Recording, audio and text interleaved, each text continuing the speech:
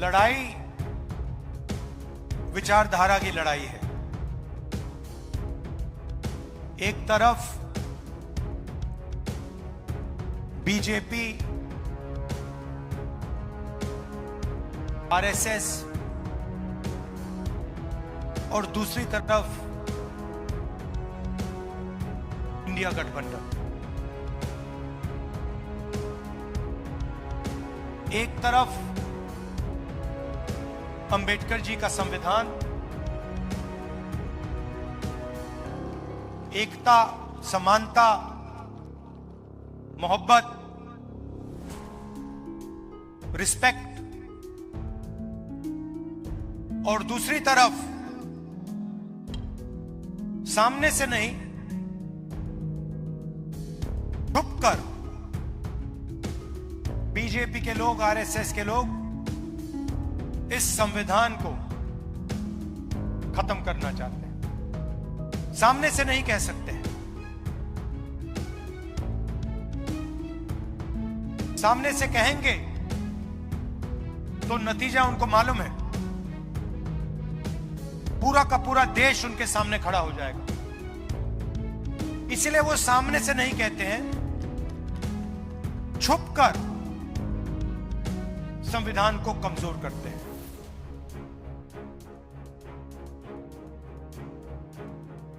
हिंदुस्तान के इंस्टीट्यूशंस हैं, संस्थाएं हैं, ब्यूरोक्रेसी है, शिक्षा का सिस्टम है, स्वास्थ्य का सिस्टम है। संविधान में कहीं नहीं लिखा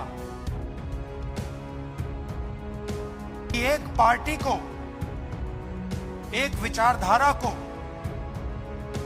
अपने लोग हिंदुस्तान की हर संस्था में डाल रहे हैं। ये इंडिया गठबंधन कभी नहीं करता है। आप देखिए, आज देश में यूनिवर्सिटीज के वाइस चांसलर्स की लिस्ट निकाली है। उस लिस्ट में आपको मेरिट नहीं दिखाई देगा, सिर्फ क्वालिफिकेशन सिर्फ आरएसएस की मेंबरशिप का है। वाइस चांसलर बनना है, आरएसएस की मेंबरशिप लीजिए।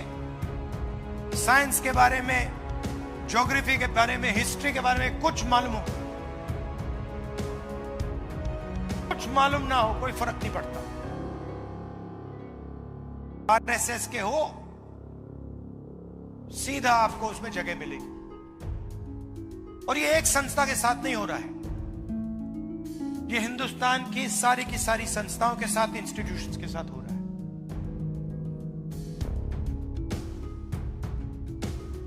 इलेक्शन कमीशन पर दबाव डालते हैं,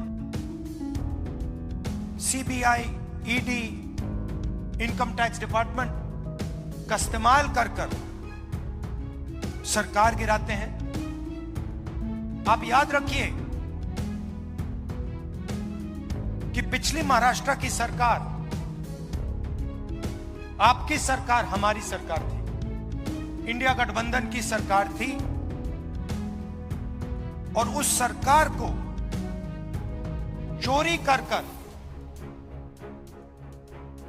पैसा देकर हटाया गया था। क्यों? क्योंकि वो 2-3 अरबपतियों की मदद करना चाहते हैं।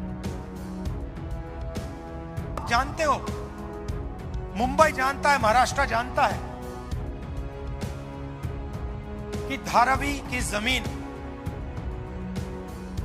1 लाख करोड़ रुपए की जमीन, आपकी जमीन, गरीबों की जमीन, आपके आंखों के सामने आपसे छीनी जा रही है।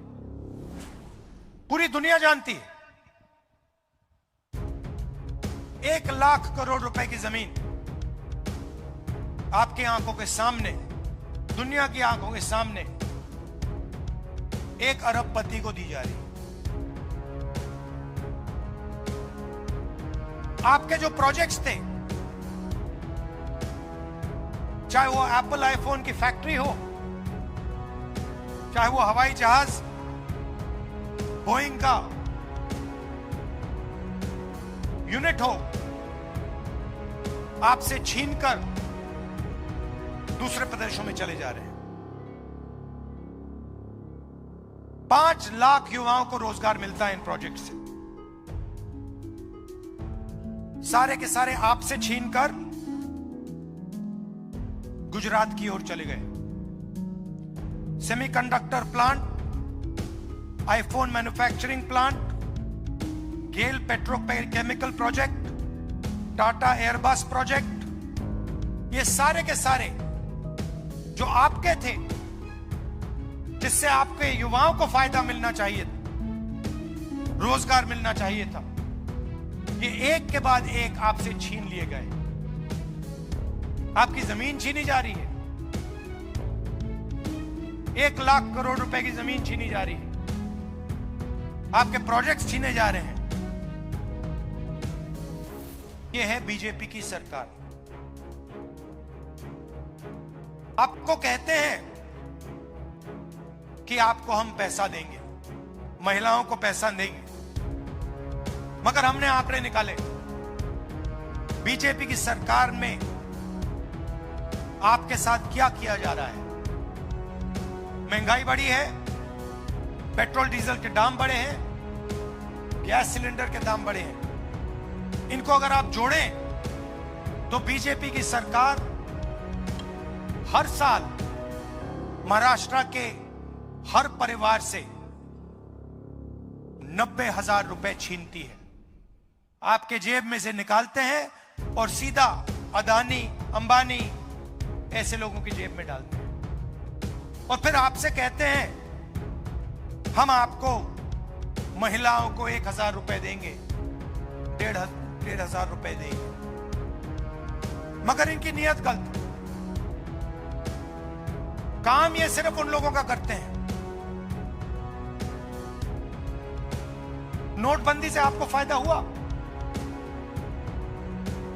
जीएसटी से आपको फायदा हुआ, किसान के जो कानून बना उससे आपको फायदा हुआ, ये जो आपके प्रोजेक्ट्स हैं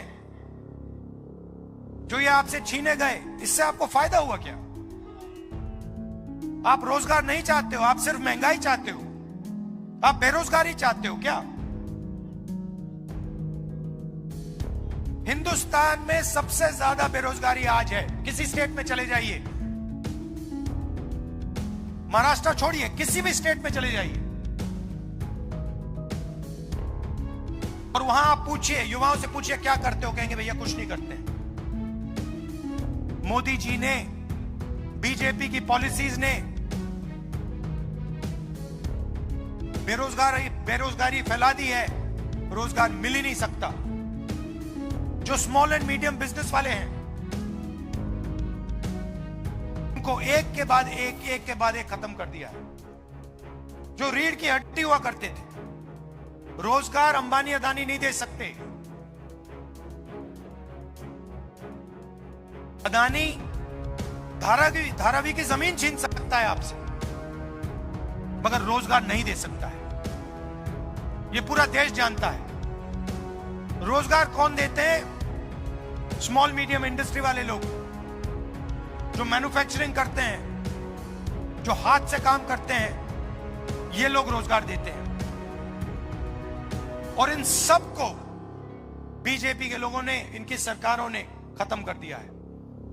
नोटबंदी, जीएसटी, ये पॉलिसीज नहीं है, ये हथियार हैं। छोटे बिजनेस वालों को खत्म करने के, मारने के हथियार हैं। आप जीएसटी देते हो, जितनी जीएसटी हिंदुस्तान का सबसे गरीब व्यक्ति देता है, उतनी ही जीएसटी अदानी देता है। आप शर्ट खरीदोगे, उतना ही पैसा आपके जेब से जाएगा जितना अदानी के जेब से जाएगा। यह जीएसटी की सच्चाई है। और अगर आप देखें, आज हिंदुस्तान में गरीब लोग टैक्स देते हैं, सबसे ज्यादा टैक्स गरीब लोग देते हैं, कमजोर लोग देते हैं, छोटे दुकानदार देते हैं, किसान देते हैं, मजदूर देते हैं। इनडायरेक्ट टैक्स से पता नहीं लगता। आप शर्ट खरीदते हो टैक्स लगता है, मोटरसाइकिल में पेट्रोल डालते हो टैक्स लगता है, सब जगह इनडायरेक्ट टैक्स लगता रहता है आपके कंधों पे। सब बीजेपी की पॉलिसीज हैं।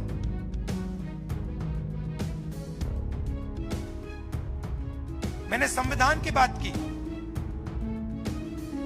यह विचारधारा की लड़ाई है। एक तरफ अरबपतियों की सरकार और दूसरी तरफ गरीबों की, किसानों की, स्मॉल और मीडियम बिजनेस चलाने वालों की, युवाओं की सरकार। इसीलिए इंडिया गठबंधन ने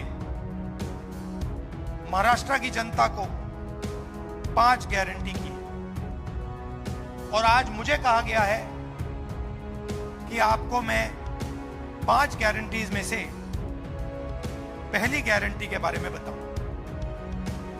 शरद पवार जी, उद्धव ठाकरे जी और खारगे जी आपको बाकी गारंटीज के बारे में बताएंगे, मगर मैं आपको महालक्ष्मी योजना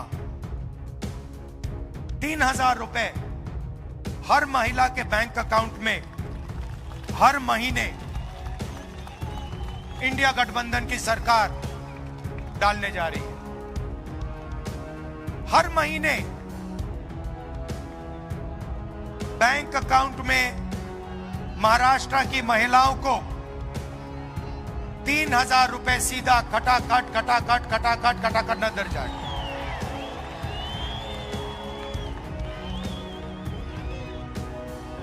और जब महाराष्ट्र की महिलाएं महाराष्ट्र में बस में कहीं जाएंगी तो उन्हें बस टिकट खरीदने के लिए 1 रुपया नहीं देना पड़ेगा, फ्री में जाएंगी। आप पूछोगे क्यों? क्योंकि जो चोट बीजेपी की सरकार ने आपको मारी है, महंगाई की चोट, गैस सिलेंडर की चोट, बेरोजगारी की चोट, सबसे ज्यादा दर्द महाराष्ट्र की महिलाओं को लगता है। इसीलिए हमारी पहली गारंटी महाराष्ट्र की महिलाओं के लिए बैंक अकाउंट में सीधा 3,000 रुपए हर महीने और फ्री बस ट्रैवल पूरे महाराष्ट्र में।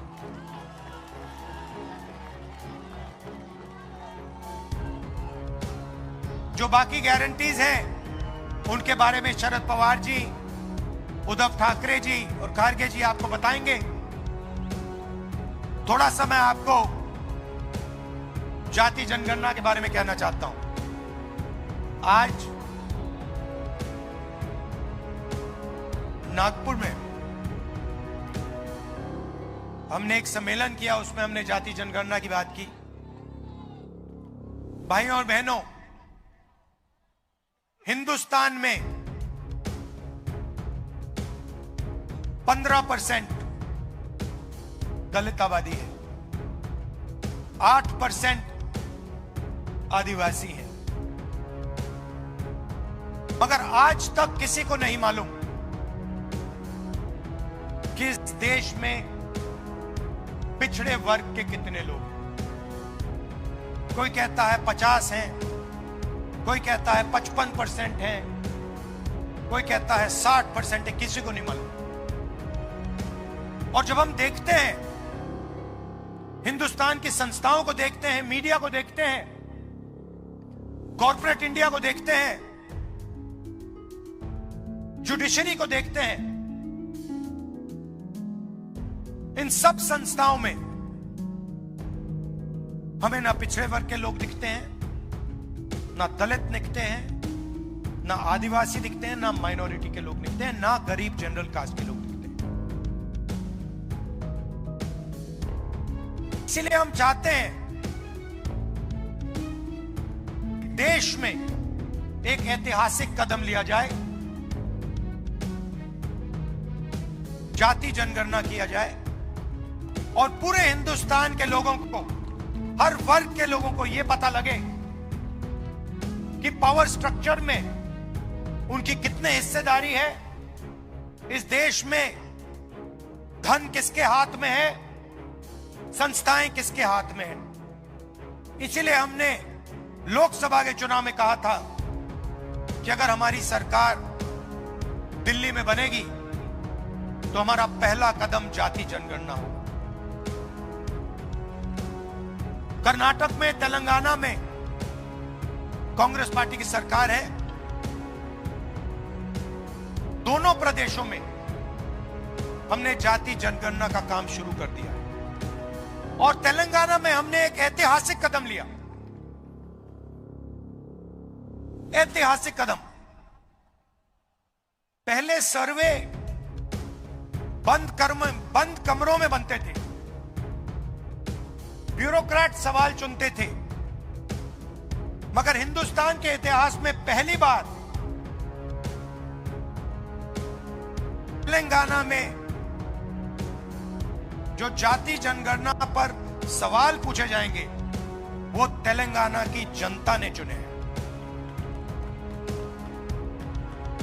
हमने पूरे स्टेट में मीटिंग्स करी और जनता से पूछा, दलितों से, आदिवासियों से, पिछड़े वर्ग के लोगों से, महिलाओं से, कि कौन से सवाल पूछे जाने चाहिए। आप क्या जानना चाहते हो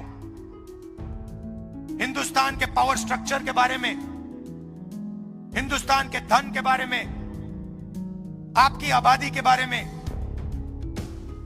और जनता ने हमें सवाल दिए। महाराष्ट्र में भी जैसे ही हमारी सरकार आएगी हम जाति जनगणना का काम शुरू कर देंगे। और पार्लियामेंट में मैंने साफ कहा है, मोदी जी कुछ भी करें, जैसे ही इंडिया गठबंधन की सरकार दिल्ली में बनेगी वैसे ही जाति जनगणना होगा। और ये जो 50% की सीलिंग लगा रखी है, जो दीवार बना रखी है रिजर्वेशन की, इस दीवार को हम तोड़ देंगे। भाइयों और बहनों, विचारधारा की लड़ाई है। अगर ये संविधान खत्म हो गया, हिंदुस्तान के गरीब लोगों के पास, दलितों के पास, आदिवासियों के पास, पिछड़ों के पास कुछ नहीं बचेगा। जो भी आज आपको मिला है, चाहे ये IITs हो, IIM हो, शिक्षा का सिस्टम हो, स्वास्थ्य का सिस्टम हो, आपकी जमीन की रक्षा, ये सब संविधान करता है। अगर आज अदानी जी पर थोड़ी सी रोक लगी हुई है तो ये संविधान के कारण रोक लगी हुई है। और ये जो किताब है, ये सिर्फ एक किताब नहीं, इस किताब में महापुरुषों की सोच, हिंदुस्तान की आवाज है इस किताब में। इसमें अंबेडकर जी की आवाज है, फूले जी की आवाज है, गांधी जी की आवाज है, बसवन्ना जी की आवाज है, नारायण गुरु जी की आवाज है, बुद्ध भगवान की आवाज है। उन सब की आवाज इस किताब में है। और हिंदुस्तान की आवाज, गरीबों की आवाज, दलितों की, पिछड़ों की, कमजोर लोगों की, किसानों की आवाज इसमें है। और आस्ते आस्ते नरेंद्र मोदी, RSS और बीजेपी इस किताब को खत्म करने में लगे हैं। इंडिया गठबंधन आपको मैसेज देना चाहता है कि कुछ भी हो जाए,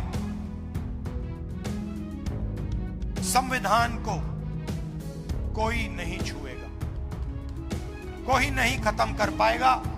इंडिया गठबंधन एक साथ खड़ा है, हिंदुस्तान की जनता एक साथ खड़ी है। हम इसको कभी खत्म नहीं होने देंगे। आप सबका मैं दिल से धन्यवाद करता हूं। चुनाव का समय है। आपकी जो पिछली सरकार थी वो आपके हाथों से चोरी की गई। बीजेपी, आरएसएस, इन लोगों ने आपसे आपकी सरकार छीनी। चोरी करके, एमएलए खरीद कर आपकी सरकार छीनी गई। ये आप याद रखिए। और इस बार महाराष्ट्र की सरकार बनाइए जो आपके प्रोजेक्ट दूसरे प्रदेशों में ना भेजे, जो आपकी धारावी की जमीन अदानी जी के हवाले ना करे, मगर महाराष्ट्र के किसानों के लिए, मजदूरों के लिए, छोटे व्यापारियों के लिए, स्मॉल और मीडियम बिजनेस और युवाओं के लिए काम करें।